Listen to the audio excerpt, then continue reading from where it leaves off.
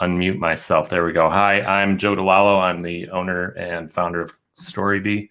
Before we get to the interview with Sommer, let me just talk about some of the promotions that we're doing right now.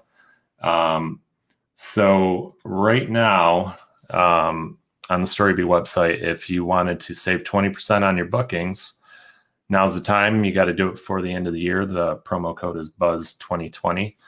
And like I said, that expires at the end of the year. Also, you could save 15% at our Teespring store. So this is how we keep the lights on. Obviously, I keep the lights on. And more importantly, this is how we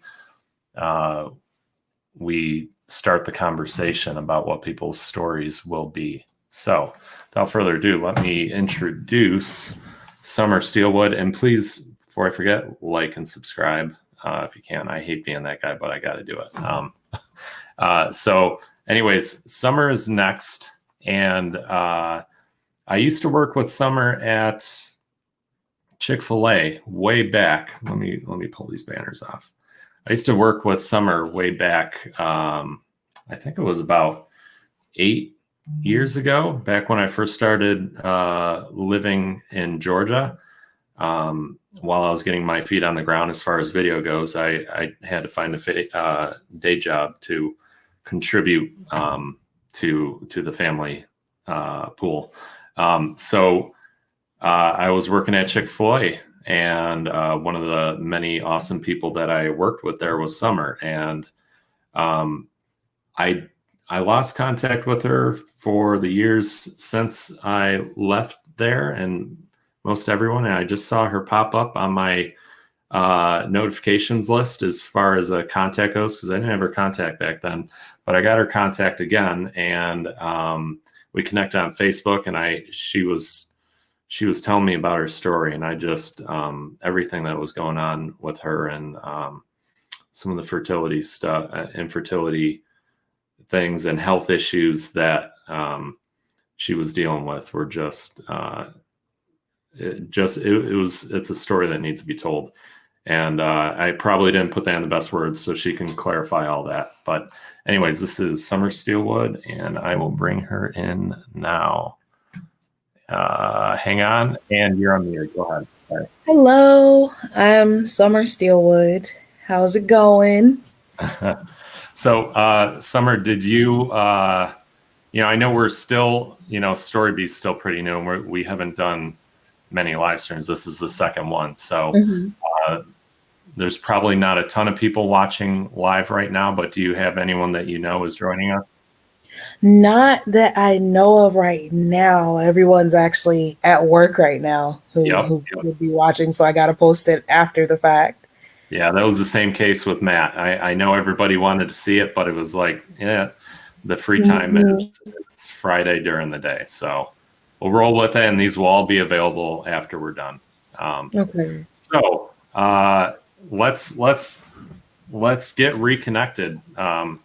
Let's do it. Let me center up this camera a little better. It looks like it moved since my last interview. All right, I'll adjust that when you're talking. So why don't you tell me, I will get to what you've been up to lately, but where I started off with Matt was really just the beginning. I like to find out, like, what was your early life like? What kind of home did you grow up in? Your influences, what kind of values were instilled upon you? All right, so I was born in Georgia, raised basically between College Park, East Point. I was raised by my mom and my grandparents and some of my great-grandparents. And then I was still born when a couple of greats on one side were still alive. So I was raised with a lot of old school values. And I was definitely seen as a weird kid. Why is that? One, because I apparently was told that I was precocious as a child, that I would just walk up to people, say anything, start talking to them. No Uh, filter. no filter whatsoever. I mean, still to this day, like if you know me, you pretty much know that. And so, yeah, I pretty much was taught that no matter what you do in life, at the end of the day, be successful in it, be, satisfied with your choices. I was raised to believe and see everybody as the same, because I was always taught that you never know what somebody else is going through. And because I was taught that, I always treat people as if, I could be there for them rather than treat them with judgment, because I've been through a lot of things that I wanted somebody to be there for me with. So that's one of the lasting things that I've kept with me from the way I was raised, was just, we're all in the same boat, and just don't be a jerk. Yeah. Yeah. I very similar. It's being open with people and being yourself, and you never truly know uh, what somebody else is going through. I remember. I don't know if you remember this guy. I don't remember his name, but maybe it was Phil. Mm-hmm. I think he was a pastor, but he was working right next to me at Chick-fil-A at the counter, and it's just until you open up and start talking to people, you never truly know what they're going through. Right. Same thing with you. Like, I had, obviously it's not something you talk about to your Chick-fil-A coworkers, but Right. you were going through some stuff, and I almost remember like there was some health stuff that either I think you were pretty quiet about it, but I knew you Yeah. had something going on. Um, Yeah. like, I think sometimes you even showed up late, or you couldn't show up, and I thought it was strange, and I was wondering why. This is Mm-hmm. remembering way back, so I might have that wrong. But what? No, you're right. Yeah. Okay. So, uh, what were some of the stuff that you were dealing with? Why don't you tell the story of when you first started having some of these health issues that were popping up, and what? Just walk us through that journey. Okay. So during the time that we were working together, I was actually going through three different things at once. Wow. So that year was, those years we were together was a part of me finding out that I had bipolar disorder, a part of me finding out that I had a neurological condition, which is what caused me to not be at work for that long period of time. Wow. And then that was the beginning of what at the time we thought was endo seemed to be getting worse in my body. So during the time we were working, it was mostly dealing with the bipolar disorder, dealing with the bipolar disorder medication, the neuropathy medication, and the birth control hormones I was on. So it was a lot of craziness during that time. As far as the neurological condition goes, it's called small fiber peripheral neuropathy, where basically on any given day, the secondary nervous system can cause me to feel pain in my body to varying degrees, whether it just be the wind blowing or me putting on a sock, it can hurt. And so I was going through a period of very bad flare ups of the neuropathy and the endo at that time. Wow. So you had those answers at that point, like you knew what was going on, because you said you saw a whole ton of doctors and you were getting a lot of mixed messages. So, Mhm. like, roll back a little. When did you first start noticing that something was up and that your body wasn't functioning as it should? So as far as the uterine stuff goes, I noticed that basically at the age of 12. So after I had my first cycle, that second month after that first initial cycle, I was already in excruciating pain. Wow. And then I was officially diagnosed at 15 with endometriosis at that time. So that was 2008, 2009. And I saw the pictures. There were these uterine lesions on my uterus and my fallopian tubes. And that is what was causing the majority of the pain and actually exacerbating the nerve condition that I had. Wow. So it's like pouring gasoline on a fire, really. Everything you felt. It's actually almost like the pain with, I guess, what they say ecstasy does, where it amplifies everything. That's kind of what it was. Mm-hmm. Like everything you felt was actually amplified times 10. And so what did that do to your day-to-day, like schooling and work? So with school, during that time, from even the time from 12 to 15, I remember being in middle school and sometimes I would have to spend a few days or a day or so out of school simply because I could not physically move from just how bad my uterus was hurting. I think at that age, I was definitely um, I was definitely on high, like very potent medication.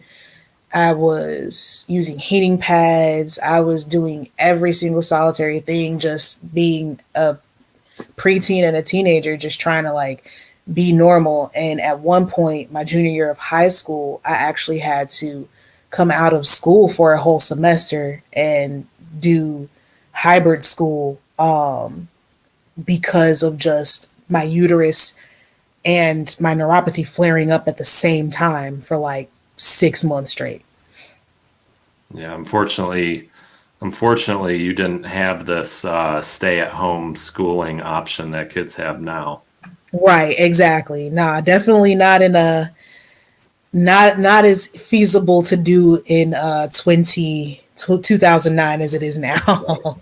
Right. And so I would assume that, that crossed with the bipolar stuff, and Yep. already you were probably a bit self-conscious about what other kids thought of you, because either you're missing out on school, or you're dealing with emotions that are tough to control. Am I right?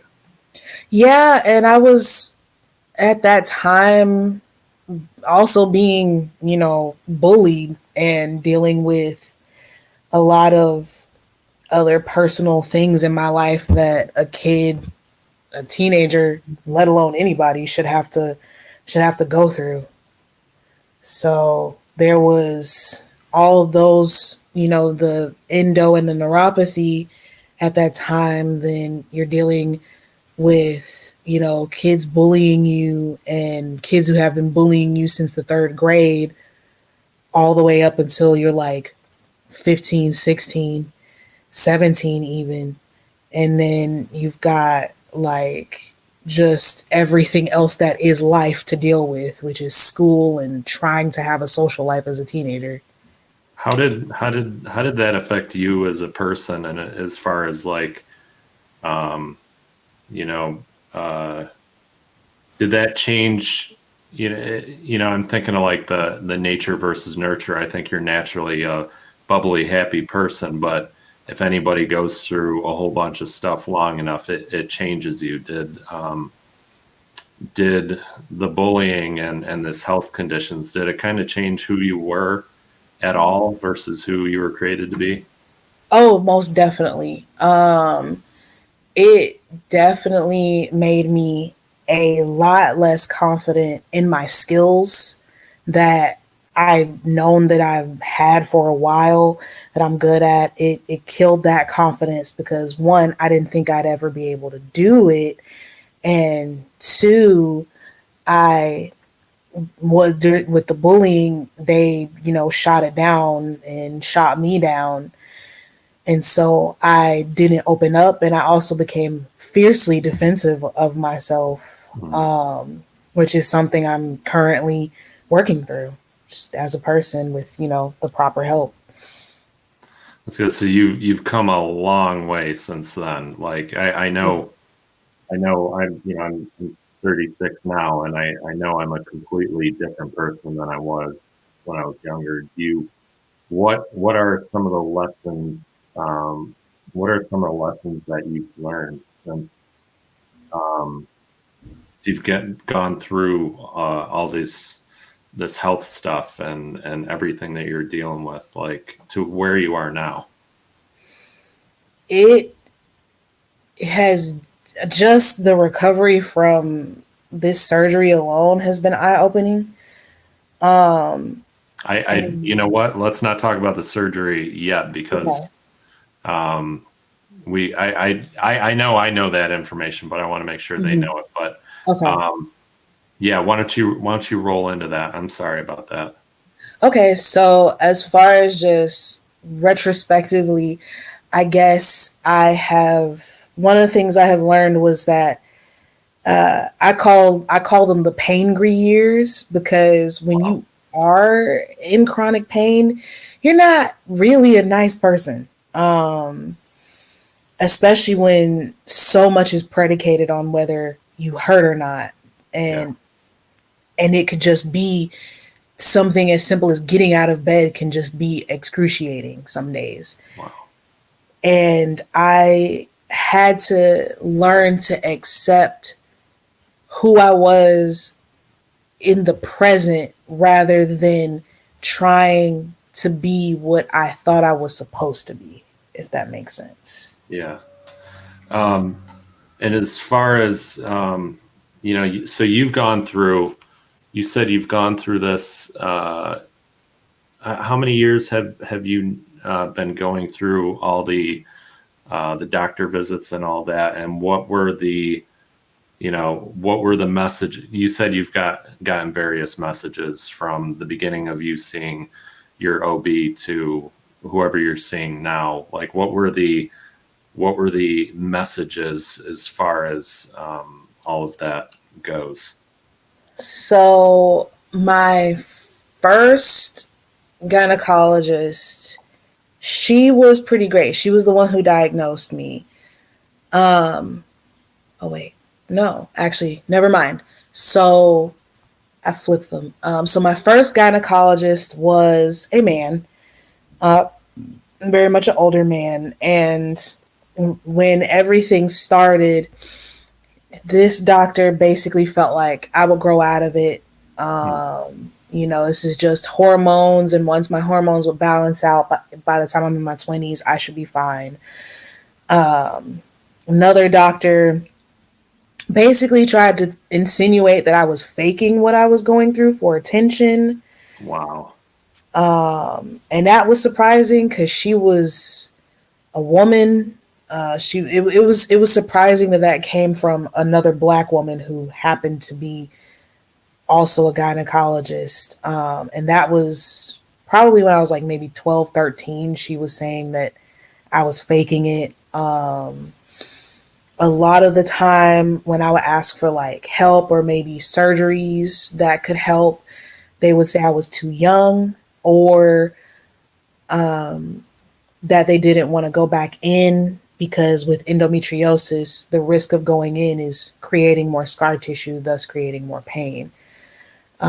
And I've had several doctors tell me to just get pregnant, even though I didn't want kids. They were just like, well, everybody changes their mind. So you should be able to have a baby and the endometriosis should be over with that. But that's a 50-50 toss up. And having a baby could actually make endo worse or better. You never know. And worse for you was not, it was not an option. Right. Yeah. And 50-50 is not, if it was maybe like 75-25, I would think about it. But 50-50 is not good enough.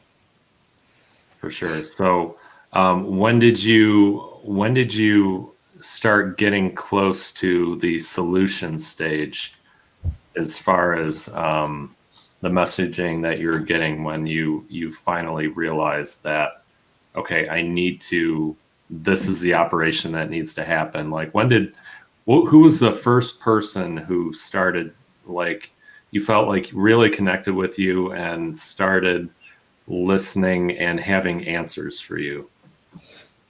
So when we were living in California, that would be 2019. Yes, 2019. And the doctor that I just, I'm just very grateful for, Dr. Ayubi. She listened to me. She tried the last few options I had left as far as medication, because I by 2019 I had pretty much tried every medication they have for endo and uterine pain outside of the ones that came out within maybe the last 3 years. She listened to me. She told me what risks there would be with any type of surgery.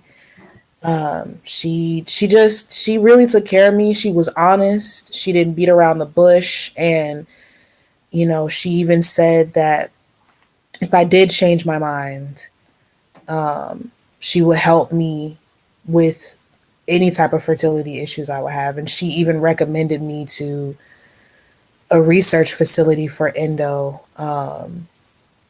just to be able to help me. Wow. Yeah. So, and how did that feel when you finally got somebody who, I know my wife has also gone through her own journey with infertility type stuff. And I know it's like, you see somebody new and it sounds like they're just recycling the answers that the last person said. But at some point you get some traction and you get people who listen to you and finally, like, you're very hesitant to believe it, but like, did you feel like a burden being lifted off your shoulders and finally you might have a solution to your lifelong issues? Yes, I I cried. I cried the first few times I saw her because of just how relieving and how understanding she was. And when she did explain the options, definitely I felt like I had a chance, because I kept being told that the only solution is to either have it removed or get pregnant. And I had also been told that by doctors that they wouldn't remove it because I had never been pregnant. So it was like, so do I have to unfairly bring a human being into the world, or do I really have a chance of feeling better without, doing a disservice to a child? And she actually said, you have a chance, but these are the risks you're taking with those chances. But to know that I didn't have to wait until I was in menopause to feel better, or have a baby to feel better, that made me feel like a human again. And in any way of, like, I'm getting a little bit echo.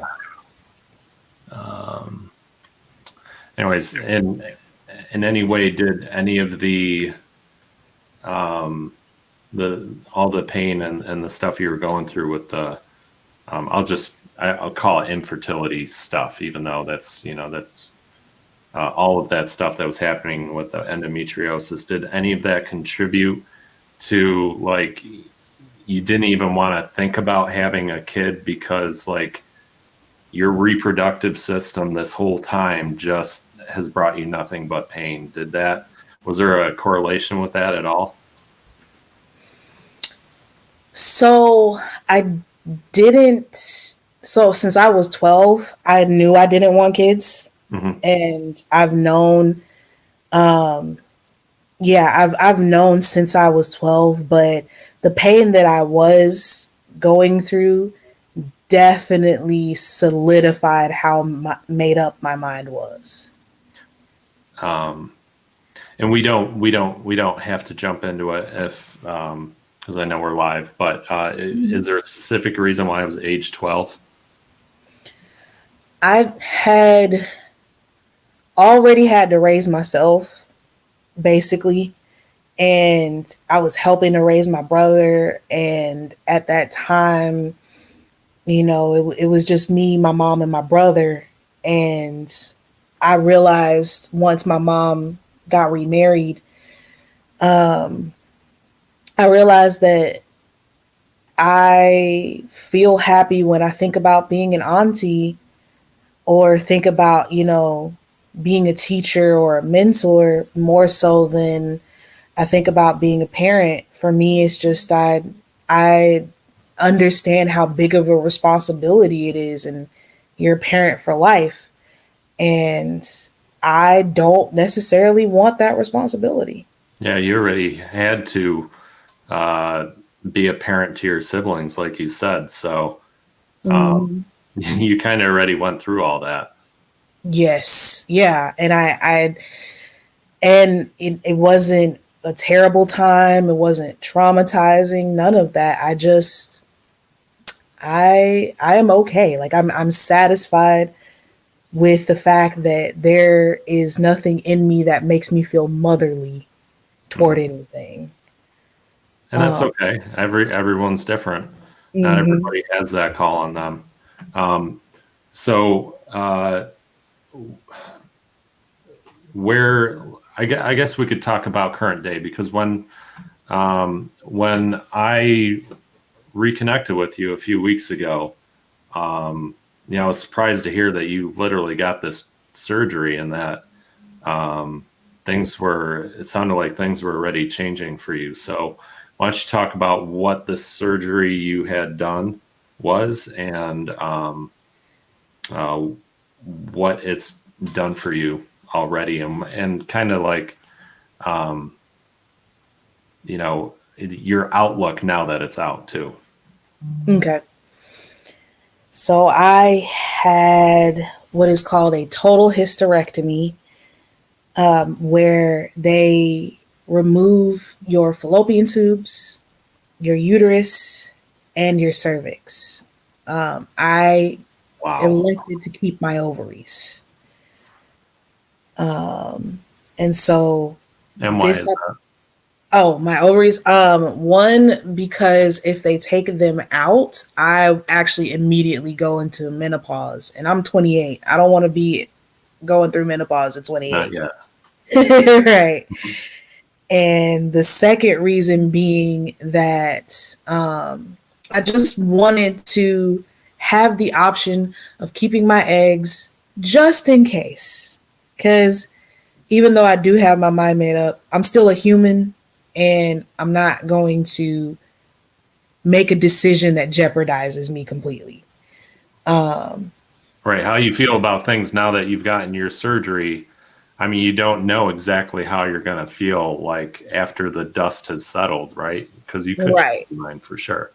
right. And I could change my mind. Right now, I'm actually definitely enjoying child free living. Um, it is it is nice. I will say it is nice to not have to have anybody to be totally responsible for 100% of the time. Yeah. um, and so as far as recovery is going, I'm about to enter week 4 of recovery. Actually, I just entered week 4 of recovery this past Thursday. So it takes 6 to 8 months for them to recover. And it's been rough. Recovery is physically the least painful.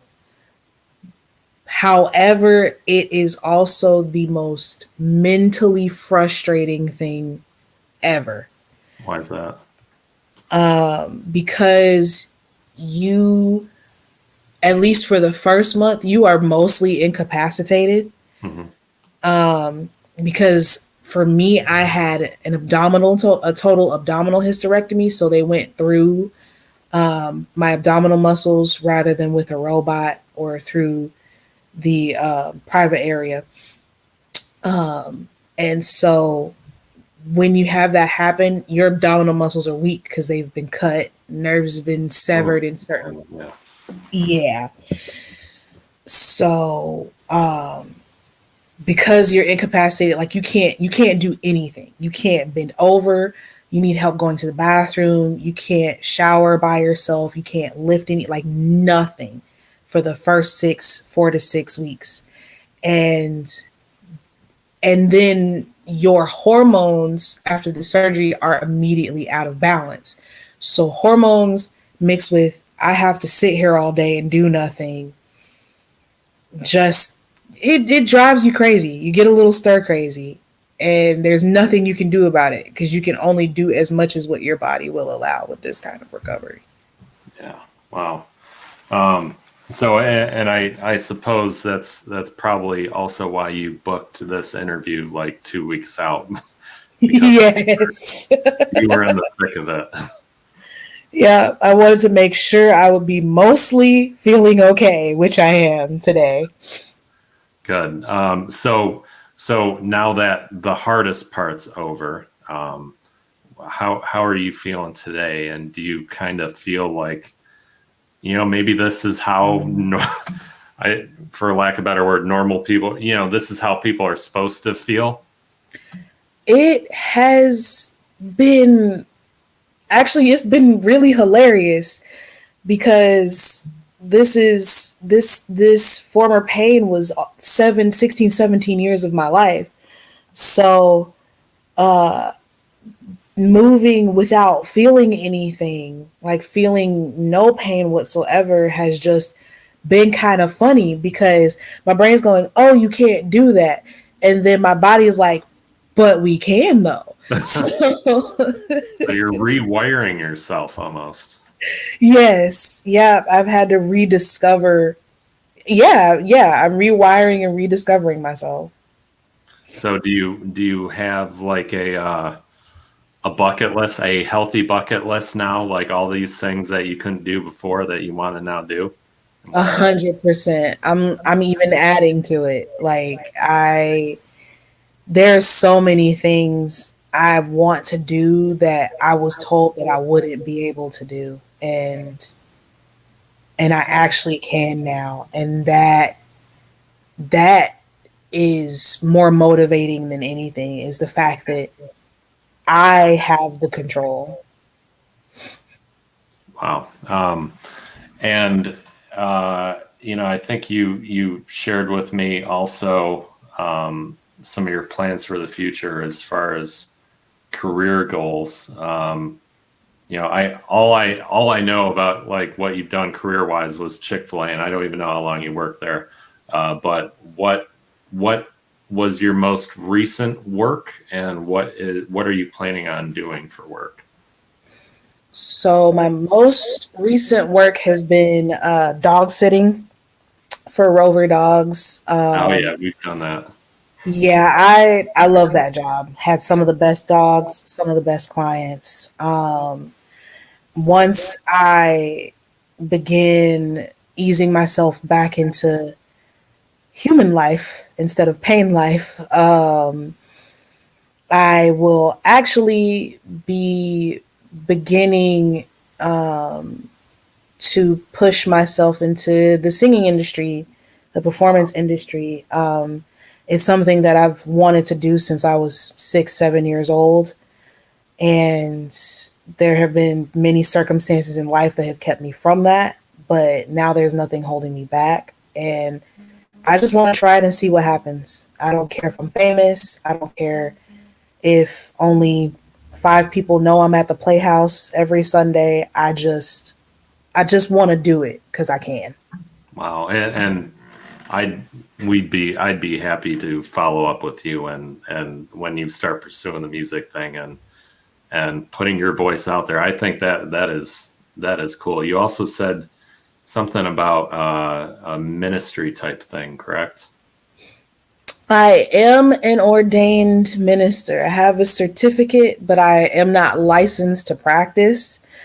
Um, and I personally think that my voice is my ministry, Wow. and I just want to use it to make people feel as good as I feel on the inside when I'm singing. Because I and it can come off as overly confident, but I know how good I sound. I've put in the work, I've put in the practice. I've been singing since I was a child, and all I want to do is share my joy, share my pain with other people, because we're not as alone as we think we are, and we're not as different as we think we are. And if people can see somebody like me, who's unconventional, who's gone through a lot of things, who's even had a lot of health issues, if I can do this, then you know anybody really can. Yeah, and there are the cool thing about social media is we can kind of clear the air on this stuff. Um, Yes. and I don't know if you ever watch America's Got Talent, but I know I've seen people on there who have just been through some incredible stuff. And then Right. all of a sudden they get up on that stage, they belt it, everybody hears them, and they're like, it's like the hugest, this giant weight that's lifted off your shoulder. Uh, do you feel like deep down inside that's possibly what you were born to do?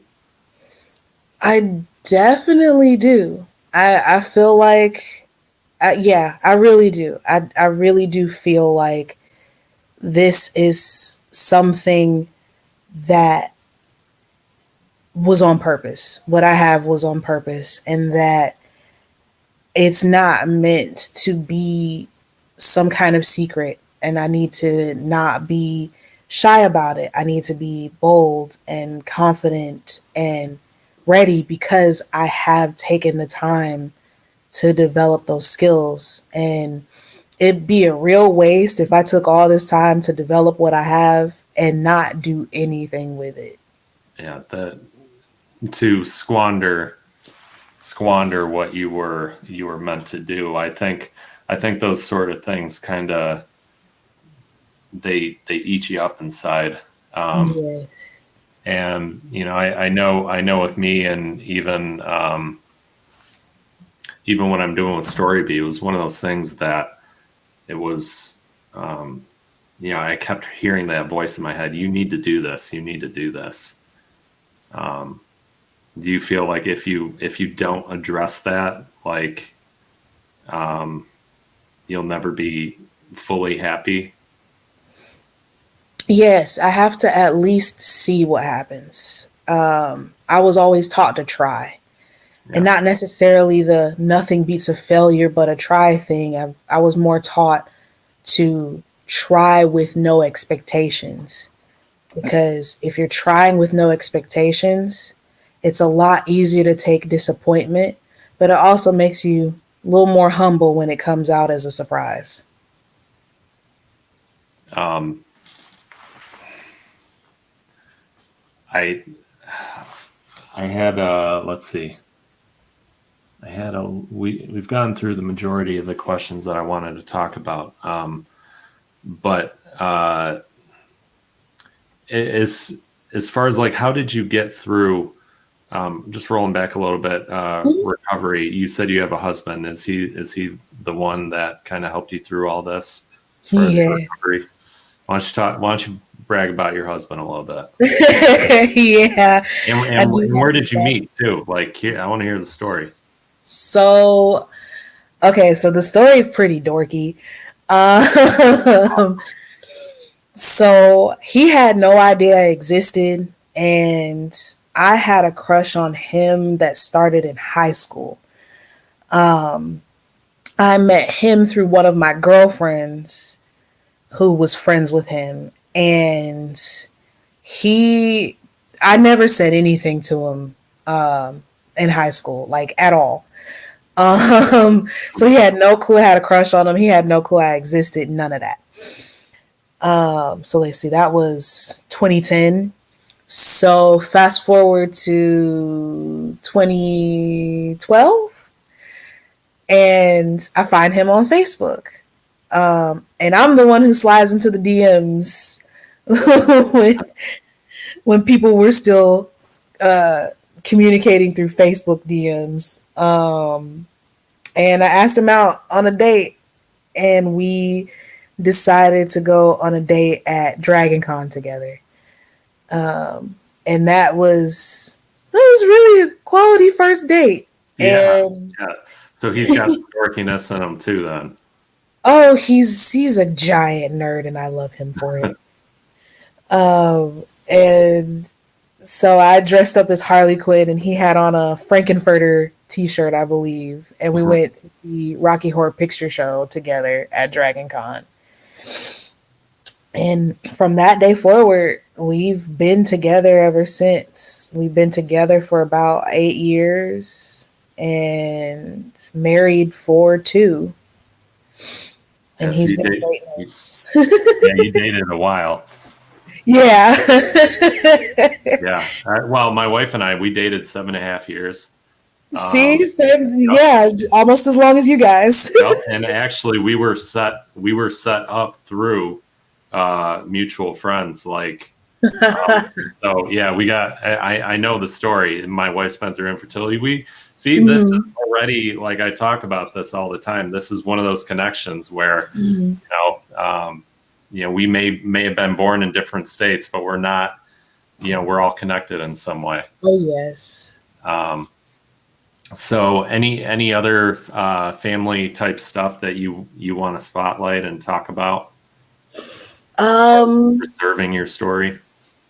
as far as my story, I will just say my family, my mom, my dad, my brother, my grandma, and my uncles and my husband, and my friend support system, all my sisters, they have been through me with all of this. Most of them from the beginning to the end. And they have been nothing but supportive. They've listened to me. They've set me straight during it. They've called me at the hospital, went to like they've done everything and then some for me through these last 16, 17 years of this. And they've been doing nothing but supporting me and keeping me sane during this recovery because it does get mentally difficult. And I have nothing but just love, appreciation, and respect for my support team, because this could have truly gone terrible if I didn't have that from my people.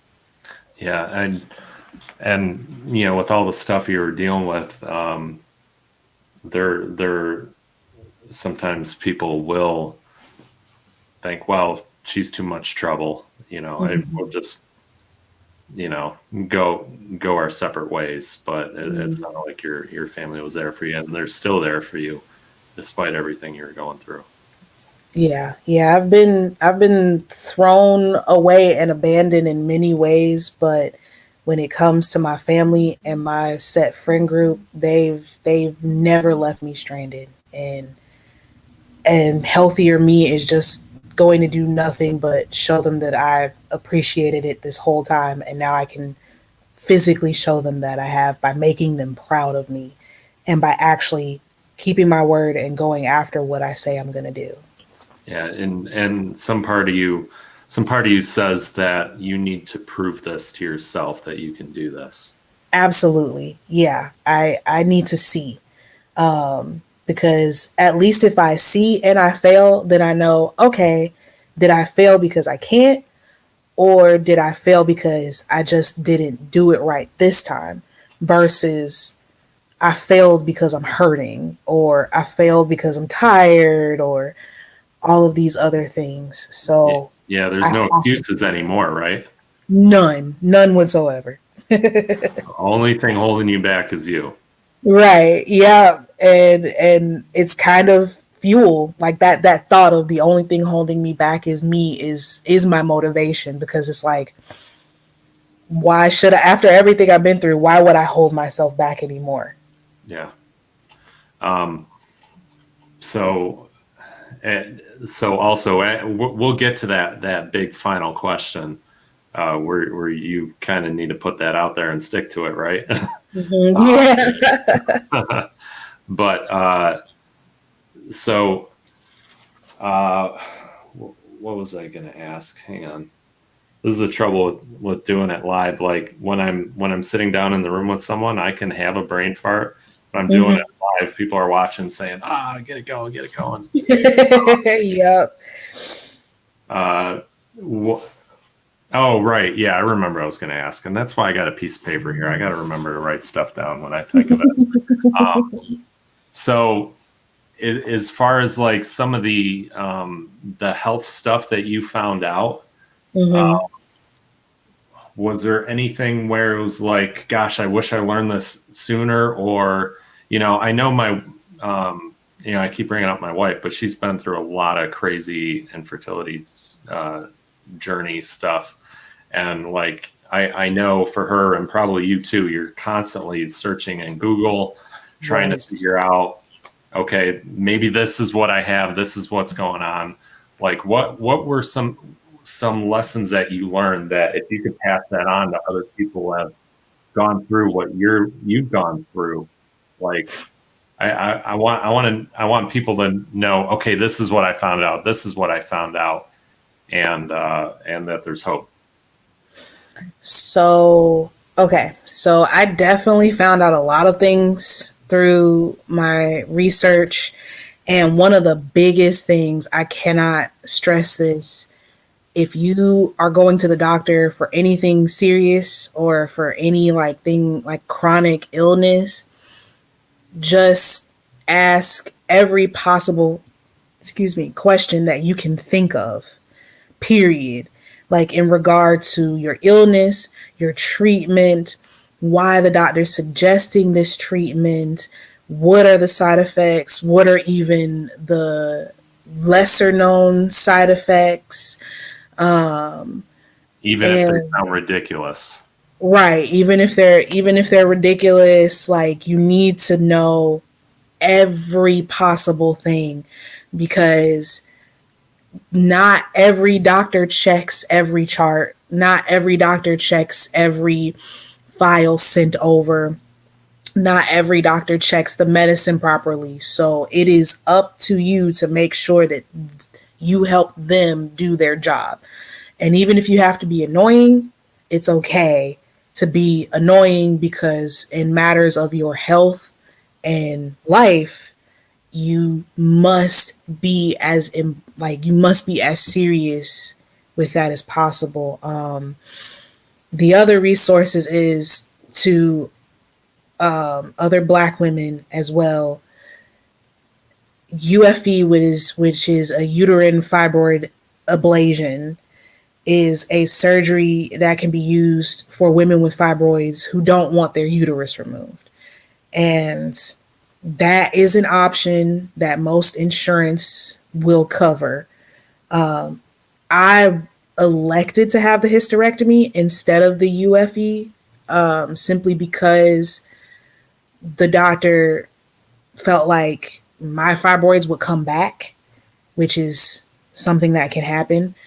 But for a good amount of women, a UFE really takes care of of things for them and really relieves a lot of their pain. So ask about that before you decide to get a hysterectomy, because a hysterectomy is a lot more risky and a lot more serious and takes a lot more of your time. Yeah, and it's very painful. Yes, it is very painful. So let me put us both back up here. So is there anything else as far as that journey, or are there any questions that you in the past, my past interview, because my uncle was I could ask him for questions to ask his son, but I don't know any of your family members, so I couldn't ask them. So what is a question that people who know you wish that I would ask you? They would probably have you ask me what my favorite hobbies are, or ask my mom would definitely ask you to ask me what I would say to somebody else going through the same thing I'm going through who hasn't had a hysterectomy yet, because she'd be curious about that. And I guess I would answer that person with, again, it's okay for you to be upset as you are. It is okay that people don't get it sometimes. You're going to feel alone. You're going to feel rejected. You're going to feel like nobody hears you, but you cannot give up. It took me 16 years to get a hysterectomy, but those 16 years, I never gave up. I knew what I wanted, and I was going to fight for what I wanted, because I would rather live a healthy life than live a life compromised. And to somebody else who is going through that, just keep that in the back of your mind. If you don't have to deal with it, don't deal with it. And even if it comes down to a hard choice, it's more important to give yourself a chance at life than to worry about what society says you're supposed to do with your body. Yeah, it's your choice, right? Yes, it is. It is definitely your choice, because you're the one who has to live in it. Absolutely. Yeah. I know one of your favorite hobbies is singing. You've already told me that. Definitely. Is that kind of much bigger than the other ones? It's much bigger than the other ones. I think the second biggest would probably be that I'm not a professional dancer or a trained dancer or anything like that, but boy, oh boy, do I love to get down. I'll get down in the grocery store if the song is good enough. Has that happened?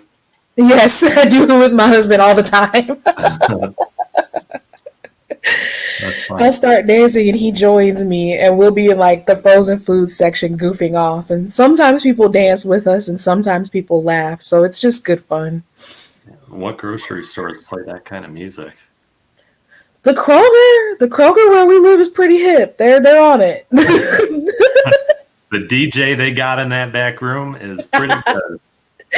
They must have a DJ in that back room at Kroger. They have to. This one's for Sommer. I sure would. I'd get down, right? We do it every time we go grocery shopping. If something good, especially with the ridiculous Christmas music, we love to mess with Christmas music in public places. It's great. That's funny. So is there anything else anything that you wanted to get across that you haven't yet said yet? I don't know if I've had people make lists and bring those to interviews, and they usually look back and realize that we talked about everything on the list. Is there anything else you want to say? Well, I have my list up here, and we have already pretty much covered it. Not really outside of just, people should just remember that, just keep in mind that everybody's different, physically, but in life we are pretty much the same. A lot of us are in the same boat, have the same needs, and if your doctor isn't treating you fairly, go to another one. You have options. Yes, there are more doctors out there. Yes, don't just stick with a doctor because that's what your family did, or this one's the cheapest. Like, take care of yourselves. Just take care of yourselves. Right. You're not a number. Right. If you're at a doctor where where you feel like you're a number, go somewhere else. Exactly. All right. So let's get to the tough questions, huh? Okay. So this is more like life as a whole kind of questions. And then we'll answer that final question. So what so far, what has your story been, and how do you want to be remembered? So far, my story has been a story of survival. I survived multiple traumatic experiences, walked through life with chronic pain, mental illness, and it was hard. My old life was difficult. I was not the happiest person. I was not the nicest person. I was not who I was trying to be, and I should have accepted who I was rather than try to be something I wasn't. And in new life, what I want to take away from that is I want to be remembered for who I actually am. And I've always known who I am. And I'm a person who is intelligent and funny and loving, caring, attitudinal, all those, even all the bad things. I get a little mouthy. I love too hard sometimes, and smothering people with all my goodness. Better than the opposite. Yeah. Yeah, my husband is too. He's not a smotherer.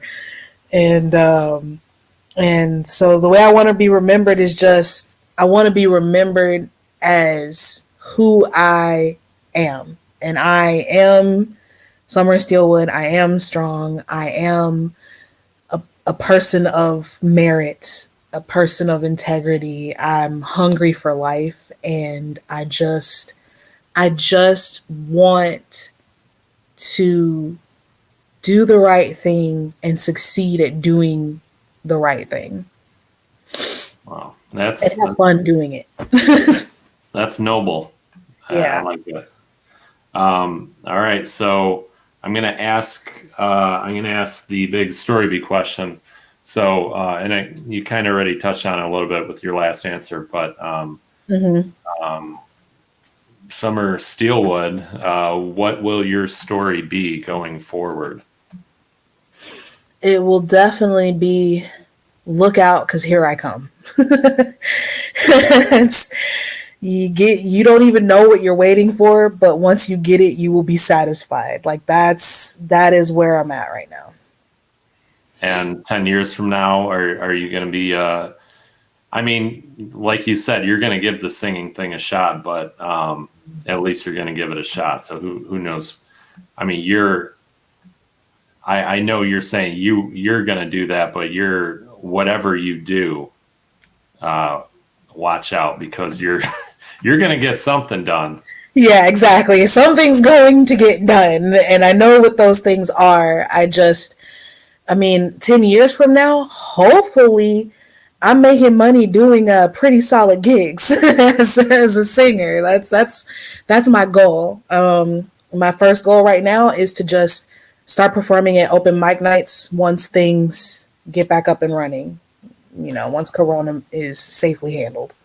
Right. Well, in the meantime, get a halfway decent microphone, start recording yourself at home and putting it out there.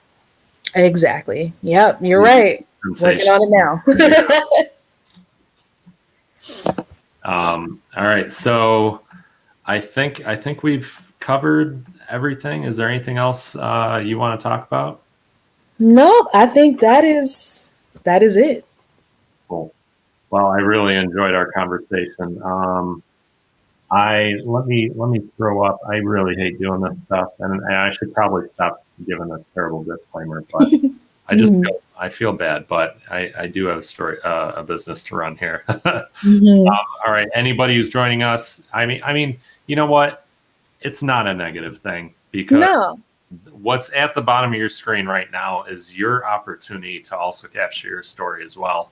Your story is important. This is a chance, for anybody who's watching to book your own story, and see how your story connects with Summers and with Matthews, because all of our stories matter. So take advantage of that promo code. There is Christmas coming up. What better Christmas gift than preserving somebody's story for the future? And obviously, there's some merch stuff at the bottom too. Anyways, I'm done with that. Goodbye. Goodbye, lower thirds. But anyways, yes, Summer, it's been a pleasure. We could talk for a minute after I end the broadcast here, but Definitely. yeah, this has been cool. It's been good catching up with you, and I'm glad to see where you are now. It sounds like the future's bright. Ditto to that. I'm proud of you for doing this, achieving your goals as well. So, hey, hopefully I'm following you. Hey, if it doesn't work out, then keep putting my next foot forward, right? Definitely, always. All right. So, all right. Well, bye everybody, Bye. and it will work out, both of ours. Oh, 100%. It better. Yeah.